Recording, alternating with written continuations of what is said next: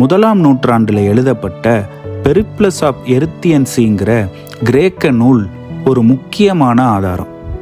இது கடல்வழி பயணம், அன்றைய தமிழ் தேசத்தில் இருந்த துறைமுகங்கள், வணிக மையங்கள், சாலைகள், நதிகள், அரசுகள்னு ஏராளமான தகவல் பொக்கிஷங்களை கொண்டிருக்கு.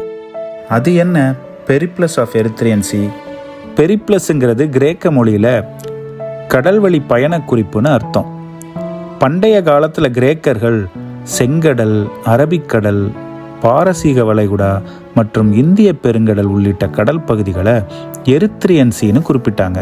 வாங்க பெரிப்ளஸ் ஆஃப் எரித்ரியன்ஸிலிருந்து சில வரிகளை பார்ப்போம். நௌரா மற்றும் தொண்டி லெமுரிக்காவின் முதல் சந்தைகளாகும்.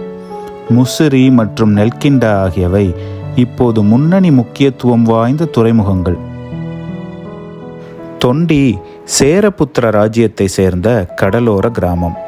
அதே ராஜ்யத்தை சேர்ந்த முசிறிக்கு அரேபியாவிலிருந்து கிரேக்கர்களால் ஏராளமான சரக்குகளுடன் கப்பல்கள் அனுப்பப்பட்டன. இது தொண்டியிலிருந்து 500 ஸ்டேடியாக்கள் தொலைவிலும் பெரியாறு நதிக்கரையிலிருந்து 20 ஸ்டேடியாக்கள் தொலைவிலும் அமைந்துள்ளது.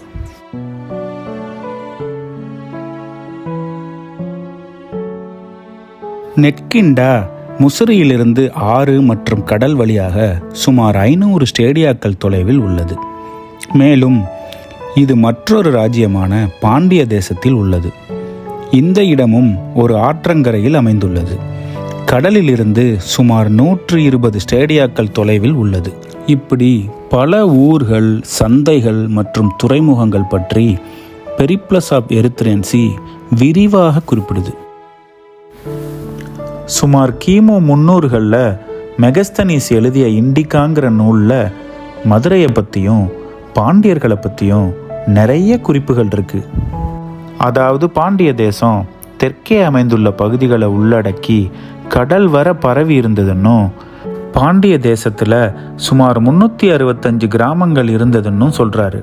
மேலும் பாண்டிய ராணியை கிரேக்க கடவுள் ஹெர்குலஸின் மகள்னு அவர் வர்ணிக்கிறார்.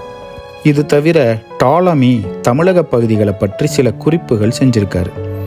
இவர் பாண்டிய தேசத்தை பாண்டிய மெடிட்டேர்னியனும் மதுரா ரெஜியா பாண்டியனிஸ்னும் குறிப்பிட்டிருக்கார். தென்னிந்தியாவில் மிகவும் முக்கியமான உள்நாட்டு வர்த்தக மையம் கோரேவோரா, அதாவது கரூர்னு டாலமி குறிப்பிட்டிருக்கார். கீழே இருக்க லிங்கை கிளிக் பண்ணி இதனுடைய முழுமையான வீடியோவை பாருங்கள். மறக்காமல் நம்ம சேனலுக்கு சப்ஸ்கிரைப் பண்ணி உங்களுடைய ஆதரவை கொடுங்க.